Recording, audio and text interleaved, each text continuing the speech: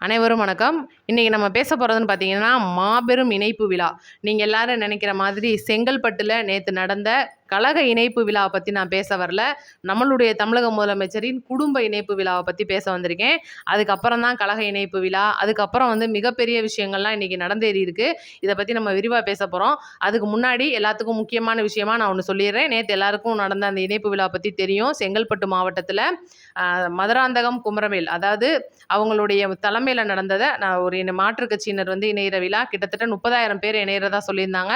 ஆனா பார்த்தீங்கன்னா, ஒரு எப்படி சொல்றது? ஒரு 50,000 பேருக்கு மேல வந்திருக்காங்க. இருக்கைகள் அப்படின்றதெல்லாம் ஃபுல் ஆயிருச்சு. அந்த மரகதம் குமரவேல் அவர்களுடைய தலைமையில நடத்தப்பட்ட விழா நேத்து ரொம்பவே சிறப்பா நடந்திருக்கு. கலை நிகழ்ச்சிகளோட ஆரம்பிச்ச அந்த ஒரு விழால பார்த்தீங்கன்னா, நாட்டுப்புற பாட்டு, கும்மி பாட்டு இதெல்லாமே பேசி பயங்கர பிரம்மாண்டமா நடத்தி முடிச்சிருக்காங்க அப்படின்னு சொல்லணும்.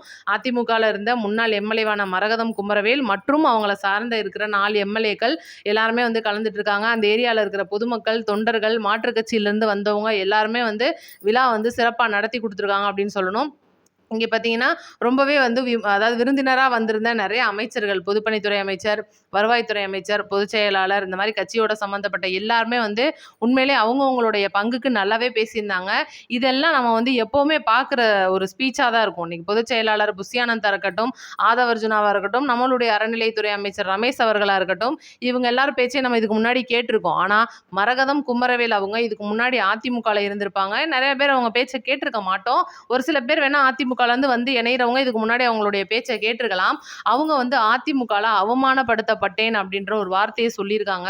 அது அவங்களுடைய குடும்ப ரீதியாகவும், அவங்களுடைய மன ரீதியாகவும் ஏன்னா அவங்க 1000 தான் இருந்தாலும் அவங்க ஒரு பெண் தானே அப்படின்ற மாரி தான் நமக்கு பார்க்க தோணுச்சு. அந்த அளவுக்கு அவங்க மன ரீதியா அவங்களுடைய கட்சிக்குள்ள அவங்களுக்கு குடைச்சல் இருந்திருக்கு. அதை விட ரொம்ப முக்கியமா இன்னைக்கு என்னதான் சாதிச்சுட்டு ஒரு பெண் எம்எல்ஏ ஆயிருக்காங்க. இதுக்கு முன்னாடி ஏகப்பட்ட 2 தடவை எம்எல்ஏ இருக்காங்க, கவுன்சிலரா இருந்திருக்காங்க, ஒரு தடவை நாடாளுமன்ற எம்பியா இருந்திருக்காங்க அப்படின்னா, எந்த அளவுக்கு அவங்க கட்சிக்காக தியாகம் பண்ணியிருப்பாங்க அப்படின்றத கண்டிப்பா முதல்ல பார்க்கணும். இதெல்லாம் மதிக்காத ஒரு தலைமையா தான் எடப்பாடி அவர்கள் இருந்திருக்காரு அப்படின்னு அவங்க புட்டு புட்டு வச்சாங்க. இவ்வளோ நாள் நான் நம்மளுடைய வீடியோக்கள்ல தேர்தல் முடிஞ்ச டயத்துல நம்மளுடைய சிஎம் விஜய் அவர்களை சிஎம் ஆக விடாம தடுக்கிறத பத்தி திமுக, அதிமுக எந்த மாதிரியான வேலையெல்லாம் நடத்துனாங்க அப்படின்றத நான் உங்களுக்கு தெளிவா சொல்லியிருப்பேன். புதுச்சேரியில எப்படி கூவத்தூர் ஒரு சம்பவம் நடந்துச்சோ அதே மாதிரியான சம்பவம் நடந்துகிட்டு இருந்துச்சு. ஆனா நடக்காத மாதிரியே அதிமுக அங்க ஃபுல்லோட அவங்களுடைய எம்எல்ஏக்களையும் இங்கிட்டு திமுக அவங்களுடைய எம்எல்ஏக்களை அறிவாலயத்துக்குள்ளேயும் கட்டி போட்டு ஏகப்பட்ட கண்ணாமூச்சி வேலையெல்லாம் காட்டிட்டு இருந்தாங்க. விசிகாவா இருக்கட்டும், சிபிஎம்மா இருக்கட்டும், ஐயுஎம்எல் இதுக்கெல்லாம் ஒரு பக்கம் எதிர்ப்பு தெரிவிச்சாலும் கூட முழுக்க முழுக்க அவங்களுடைய சொந்த கட்சிக்குள்ள அதாவது இன்னைக்கு தேமுதிக ஒரு சீட்டு வச்சிருக்கு. அது போக திமுகவுடைய சில இதர கூட்டணிகள் இன்னைக்கு ஜவாஹர் இருளாவா இருக்கட்டும், தமிமுன் அன்சாரியா இருக்கட்டும், இவங்களுடைய இருக்கிற ஒவ்வொரு எம்எல்ஏக்களை வச்சு மட்டும் இன்னைக்கு சிபிஎம், சிபிஐ ரெண்டுமே அவங்கள விட்டு வெளியேறிடுவாங்க. ஏன்னா இந்த மாதிரி ஒரு விஷயம் நடக்கும்போது கண்டிப்பா அதுக்குள்ள அவங்க இருக்க மாட்டாங்க. இந்த மாதிரி இருக்கும்போது அவங்க ஏகப்பட்ட வேலைகள்லாம் பார்த்தாங்க. இன்னைக்கு எப்படி நம்மளுடைய தமிழக வெற்றி கழகத்துல மாற்றுக் கட்சியினர் இணையும் விழா ஒன்று பிரம்மாண்டமா நடந்துச்சோ, இதே போல திமுக, அதிமுக இணையும் பிரம்மாண்ட விழாவும் சீக்கிரமா நடக்க போகுது தமிழ்நாட்டில் அப்படின்ற ஒரு தகவல் வந்திருக்கு. அதைத்தான் நேத்து மரகதம் குமரவேல் அவங்க தெளிவா புட்டு புட்டு வச்சிருக்காங்க. இந்த மாதிரியான ஒரு கேவல சம்பவம் இந்த மாதிரி அதிமுக அப்படின்ற எம்ஜிஆர் அவர்கள் உருவாக்கி கொடுத்து ஜெயலலிதா அம்மாவால் வழிநடத்தப்பட்ட கட்சியில நடக்கக்கூடாது.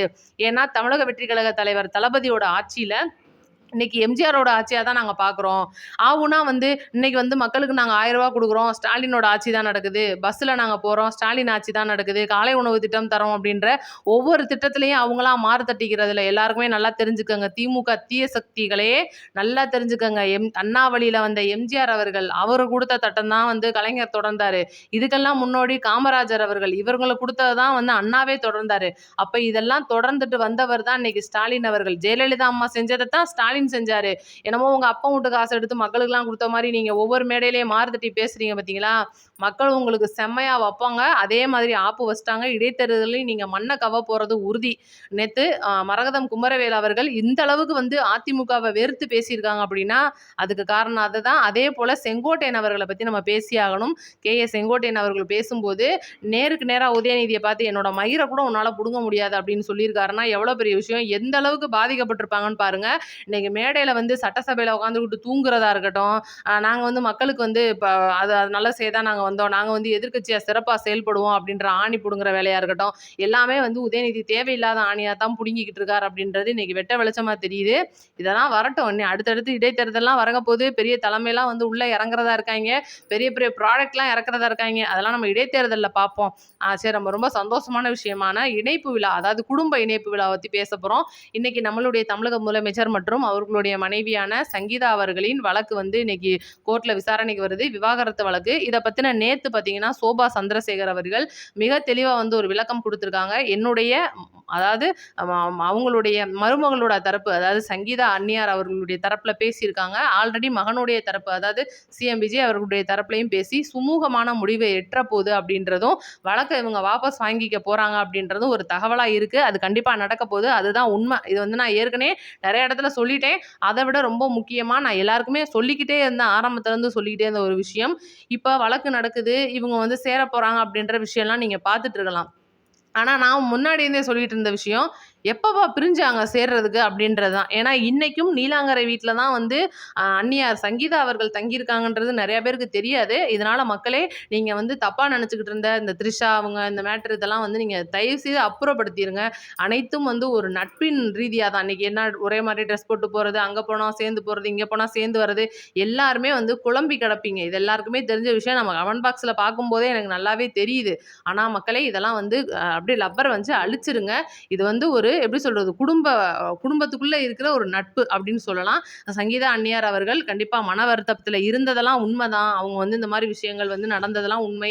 அந்த தேர்தல் வந்தது உண்மை. இதெல்லாமே வந்து இன்னைக்கு ஒட்டுமொத்தமா ஒரு ரவுண்டு புள்ளியாகி எல்லாமே வந்து முடிய போகுது அப்படின்றதும் உண்மை. அதனால இந்த வழக்கு அப்படின்றத இனிமேல் நம்ம அத பத்தி நினைக்க வேணாம். அவங்களுடைய குடும்பம் இணைந்து ஜேசன் சஞ்சயா இருக்கட்டும், திவ்யா விஜய் அவர்களா இருக்கட்டும், இன்னைக்கு வந்து எல்லாருமே வந்து ஒரே குடும்பமா திரும்ப வந்து சந்தோஷமா இருக்க போறாங்க. நம்மளுடைய சிஎம் குடும்பத்த அடுத்தடுத்த மேடைகள்ல நம்ம பார்க்கத்தான் போறோம் அப்படின்ற ஒரு சந்தோஷமான விஷயத்த சொல்லிடுறேன். உங்களுக்கு இது சந்தோஷத்த குடுத்துச்சுன்னா மறக்காம கமெண்ட்ல சொல்லிருங்க. அடுத்து ரொம்ப முக்கியமான விஷயத்துக்கு வருவோம். இன்னைக்கு ராகவா லாரன்ஸ் அவர்கள் நேத்து ஒரு பிரஸ் மீட் குடுத்திருப்பாரு. இதுக்கு முன்னாடி வரப்போறேன்னாரு. அப்புறம் யார் கூட வரப்போறேன்னு சொல்லிட்டு இக்கு வச்சுட்டு முடிச்சுட்டு போனாப்ல. அவர் முடிச்சுட்டு போன கையோட என்னமோ தெரியல, ரஜினி அவர்கள் என் பேரை யாருமே பயன்படுத்தக்கூடாது பார்த்துக்கங்க அப்படின்னு இருந்தாப்ல. அது ஏன்ப்பா இப்படிலாம் சொல்றாரு அப்படின்னு பார்த்தா, கடைசியில லதா அவங்க வந்து நேத்து ஒரு மேட்ரு குடுத்துருக்காங்க. பேட்டி குடுத்துருக்காங்க. என்னன்னா, ரஜினி அவர்களுடைய மனைவியான லதா அவர்கள் நேத்து ஒரு விஷயத்த சொல்லியிருக்காரு. என்ன சொல்லியிருக்காங்கன்னா, "நம் ஒரு மிகப்பெரிய தலைவரை இழந்து விட்டோம். நாம் வந்து இந்த தலைவரை வந்து இன்னைக்கு நம்ம அரசியலுக்கு வராதது மக்களுடைய பேர் இழப்பா போச்சு" அப்படின்னு சொல்லி தன்னுடைய கணவனான ரஜினி அவர்களை புகழ்ந்து பேசியிருக்காங்க. இதனால தான் வந்து ரஜினி அவர்கள் அவருடைய படம், புகைப்படம், பேர் எங்கேயுமே பயன்படுத்தக்கூடாதுன்னு ரசிகர் மன்றம் மூலியமா மக்களுக்கு சொல்ல வந்தாரு. ஏன்னா, இன்னைக்கு லதா அவர்கள் வந்து ஆரம்பிச்சிருக்கிற கட்சி தான் வந்து அவங்களுடைய கட்சி. என்னதான் இருந்தாலும் பொண்டாட்டி கட்சிய புருஷன் எப்படி விட்டுக் குடுப்பேன் அப்படின்ற மாரி தான் வந்து மேட்ரு. அதனால தான் வந்து அண்ணாமலை தன்னுடைய பேரை பயன்படுத்தக்கூடாதுன்னும், இன்னைக்கு ராகவா லாரன்ஸ் தன்னை வச்சு தன்னுடைய ரசிகர்களுடைய ஓட்ட வாங்கி கொண்டுட்டு போய் டிவிகேல சேர்த்துறக்கூடாது அப்படின்றது தான். ஏன்னா, இப்ப அண்ணன் முழுசா டிவிகேக்குள்ள தான் இறங்க போறாருன்ற சந்தேகம் வந்துருச்சு அப்படின்றனால. அப்ப நேத்து ஒரு பிரஸ் மீட்ல என்ன சொல்றாப்ல ராகவா லாரன்ஸ் பார்த்தீங்கன்னா, ஒரு குட்டி கதை ஒண்ணு சொல்லியிருப்பாப்ல. கதை அப்படின்றத விட, சில விஷயங்கள் வந்து சொல்லியிருப்பாப்ல. இப்ப ஆட்சிய பத்தி என்ன நினைக்கிறீங்கன்னு சொல்லிட்டு பத்திரிக்கையாளர் ஒரு கேள்வி கேட்கிறாரு. அதுக்கு தெளிவா பதில் சொல்லியிருக்காரு. "என்னங்க, வெளியில பார்த்தா ஒரு வீடு நல்லாதாங்க இருக்கும். அவர் வீடுன்னு சொல்ல வர்றது இந்த தமிழகத்தோட ஆட்சிய. வீடு நல்லாதாங்க இருக்கும். உள்ள வீட்டுக்குள்ள போய் பார்த்ததுக்கு அப்புறம் தான் தெரியும், இந்த டேப்ல தண்ணி ஒழுகுது. இந்த வயர்ல கரண்ட்ல ஷாக் அடிக்குது. அப்ப இந்த டேப்ல வந்து உடனடியா பிளம்பர கூப்பிட்டு வேலை பார்க்கணும். இந்த கரண்ட் விஷயத்துக்கு உடனடியா எலக்ட்ரீஷியன கூட்டி வேலை பார்க்கணுன்றது இந்த வீட்டுக்குள்ள போனதுக்கு அப்புறம் தான் தெரியும்." இதுதான் வந்து அவர் சொன்ன வந்து சிம்பிளான விஷயம். அதுதான உண்மை. இன்னைக்கு வாடகைக்கு போனோம்னா அதான் செய்வோம். அப்படி இருக்கும்போது, அந்த வீட்டுக்கு நம்ம போயிட்டோம். இந்த மாரி பிரச்சனை இருக்குன்னு தெரியுது. அப்ப ஆட்சிக்குள்ள வந்துட்டோம். ஆட்சிக்குள்ள இந்த இவ்வளோ பெரிய கஜானா காலியா கிடக்கிறது நமக்கு தெரிஞ்சு போச்சு. வெள்ளை அறிக்கை குடுக்க போறதா சொல்லிட்டாரு. Matter over. அதுக்கப்புறம் 2வது கேள்வியா பத்திரிக்கைக்காரர் என்ன கேட்கிறாரு, அப்படிங்களாங்க, அப்ப இந்த இந்த விஷயம்லாம் முன்னாடியே உங்களுக்கு தெரியாதா? ஆட்சி இந்த அளவுக்கு மோசமா தானே இருந்துச்சுன்னு எல்லாருமே விமர்சனம் பண்ணாங்க. தெரியாதான்னு கேட்கும்போது, இல்லங்க, ஒரு வீட்டுக்குள்ள போறத விட முதல்ல ஒரு தெருவே நமக்கு புது தெரு. அந்த தெருவுக்கு போம்போது பார்த்தீங்கன்னா, பல நாய்கள் வந்து குலைக்கும். குலைச்சுக்கிட்டு இருக்கும்போது, தெருவுக்குள்ள புதுசா வரும். அந்த நாய்கள் எல்லாம் நம்ம பழகி தான் ஆகணும். வேற வழி இல்ல. அப்ப இந்த நாய் வந்து குலைக்குது. இந்த நாய் பிஸ்கட்டுக்கு குலைக்குது. பிஸ்கட்ட வாங்கி போட்டோம்னா நாய் அமைதியா போயிரும். அதுதானே உண்மை. அது இப்ப நம்ம புது தெருவுக்கு போம்போது நாய் ஒண்ணு கள்ளக்கொண்டி எறிவோம். இன்னைக்கு கள்ளக்கொண்டி எறிஞ்சா நம்மள ஜெயில்ல பிடிச்சு போட்டுருவாங்க. அப்படி இருக்கும்போது, கழுதைய சூ சூன்னு சொல்லிட்டு போனா எத்தன தடவ சொல்ல முடியும்? ரூ. 2க்கு பிஸ்கட்ட வாங்கி போடுவோம்ன்னு சொல்லிட்டு தான் போடுவோம். இல்ல நம்ம வீட்ல சாப்பிட்ட மீதியோ, ஒரு இவ்வளோ பெரிய எலும்பு துண்டு எடுத்து கொண்டு போய் போட்டோம்னா, அது அது பாட்டுக்கு வாலாட்டிட்டு கிடக்கும். இதுதான் வந்து உண்மை அப்படின்றனால சொன்னனால அண்ணன் தெளிவாக சொல்லியிருக்கிறாப்புல, நான் வந்து பிஸ்கட்டை போட்டு பார்ப்பேன்ப்பா, ஒரு சில நாய் வந்து நான்வெஜ் தான் திங்கும், பிஸ்கட்டை மோந்து பார்த்துட்டு போயிடும். அப்போ என்ன செய்வேன், நான் நான்வெஜ்ஜை போடணும், வேறு வழி இல்லை. அப்போ தானே அந்த நாய் எனக்கு வாலாட்டிக்கிட்டு கிடக்கும். இதுதானே வந்து உண்மை.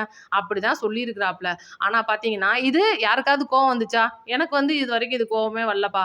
ஆனால் பார்த்தீங்கன்னா முழுக்க முழுக்க தீய சக்தியில் இருக்கிற திமுக காரங்க நேற்றுலேருந்து மூக்கு மேலே கோவம் வந்தாப்புல சுற்றிட்டு திரிகிறாங்க ஊருக்குள்ளே. என்ன காரணம்னா இவங்கள தான் இவர் இப்படி சொல்லிட்டாரு அப்படின்ற ஒரு தகவல் வந்திருக்கு. அவங்களுக்குள்ள அவ்வளோ பெரிய ஒரு நேத்தெல்லாம் பார்த்தீங்கன்னா திமுக சேனலில் உட்காந்து ஒப்பாரி வைக்கிறாங்க. எப்படி இப்படி ராவாளான்னு பேசலாம்? இவர் வந்து பொதுமக்களை சொன்ன மாதிரி இவங்க எடுத்துக்கிட்டாங்க. அண்ணே சொன்னது பொதுமக்களை கிடையாது மக்களே. உங்களுக்கு புரிஞ்சிருக்கும்னு நினைக்கிறேன். தமிழக வெற்றி கழக தொண்டர்களுக்கு இதனால சின்ன வருத்தம் கூட இருந்திருக்காது. சின்ன வருத்தன்றது என்ன, ஒட்டுமொத்தமா இதை வந்து ஒரு அரசியல் பார்வையா பார்க்குறவங்களுக்கு வாய்ப்பே இல்லை. இந்த எலும்பு துண்டுக்கு கவுற நாய்க்கு மட்டும்தான் அந்த கோவம் வந்திருக்கும். அதனால அந்த நாய்களை பற்றி நம்ம கவலைப்படக்கூடாது அப்படின்றது தான் என்னோட கருத்து. இதுதான் வந்து உண்மை. அடுத்து நம்ம பேச வந்த விஷயம் அப்படின்னு பார்த்தீங்கன்னா திருமாவளவன் அவர்களுடைய விஷயம். இன்னைக்கு திருமாவளவன் அவர்கள் வெள்ளை அறிக்கை நம்மளுடைய தமிழக முதலமைச்சர் வெளியிட போறாரு. இதனால அதுக்கப்புறம் பார்த்தீங்கன்னா நிறைய அந்த கைது மேட்ரு, திமுக காரங்க மேல கை வச்சா நாங்கள் வந்து கூட்டணியை விட்டுட்டு வெளியே போயிடுவோம் அப்படின்ற மேட்டர்லாம் வந்து பேசியிருந்திருக்காரு. ஆனால் பார்த்தீங்கன்னா இது வந்து திருமாவளவன் பேசுகிற வார்த்தைக்கு வேலையே இல்லை. ஏன்னா இன்னும் அவர் வந்து கட்சி தலைவராக வேணா அவங்க கட்சிக்குள்ளே இருந்துக்கலாம். இன்னைக்கு அமைச்சராக செயல்படுற வன்னியரசு அவர்கள் தான் வந்து பதில் சொல்லணும். நான் அமைச்சரை விட்டுட்டு போறேன், அமைச்சரவே எனக்கு தேவையில்லை, இந்த கட்சியை விட்டுட்டு நான் போறேன்னு வன்னியரசு அவர்கள் சொல்லணும். ஆனால் அவர் உடைக்கிற மாதிரி திருமாவளவன் அவர்கள்ட்ட நேற்று ஒரு முக்கியமான விஷயம் சொல்லியிருக்காரு. இந்த அரசியல் வந்து நமக்கு புதுசு. இன்னைக்கு நம்ம போற இடத்துல மரியாதை கிடைக்குதுன்னா அது வந்து நம்மளுடைய ஒரு அதாவது அடிமையா கிடக்கிறத விட்டுட்டு இன்னைக்கு ஒட்டுமொத்த மக்களும் நம்மளுக்கு வந்து நம்ம நல்லது செய்ய போறோம். அந்த மக்களுக்கு, அந்த மக்கள் நம்மளை எதிர்பார்த்துக்கிட்டு இருக்கிற ஒரு சூழ்நிலை இன்னைக்கு உருவாயிருக்குன்னா இன்னைக்கு திமுகல நீங்க மறுபடியும் நீங்க அடிமையா தான் கிடக்கணும்னா நீங்க போய் அடிமையா கிடந்துக்கங்க, நான் வரமாட்டேன் அப்படின்ற மாதிரி சொல்லியிருக்காருன்னா பார்த்துக்கங்க. அப்ப மறுபடியும் வந்து திமுகவுக்கு அடிமையாக போக விசிகாவுடைய தலைவர் திருமாவளவன் அவர்கள் ரெடியா இருக்கிறாப்புல. ஸ்டாலின் எதையும் காமிச்சு கூட்டிட்டு போட்டாப்புல என்னமோ தெரியல, கழுவுறதுக்கு ரெடி ஆயிட்டாரு நம்மளுடைய திருமாவர்கள் அப்படின்னு தான் சொல்லணும். வேற வழி இல்லை. ஆனா வன்னியரசு அவர்களுக்கு இதுல துளி அளவு விருப்பம் இல்லை அப்படின்றது தெரிய வருது. இதுக்கப்புறம் வந்து கட்சிக்குள்ள என்ன கலகங்கள்லாம் நடக்க போகுது அப்படின்றத நான் அடுத்தடுத்த வீடியோக்குள்ள சொல்றேன். நோட்டிஃபிகேஷனை ஆன் பண்ணி வைங்க. நன்றி, வணக்கம். அடுத்த வீடியோல சந்திப்போம்.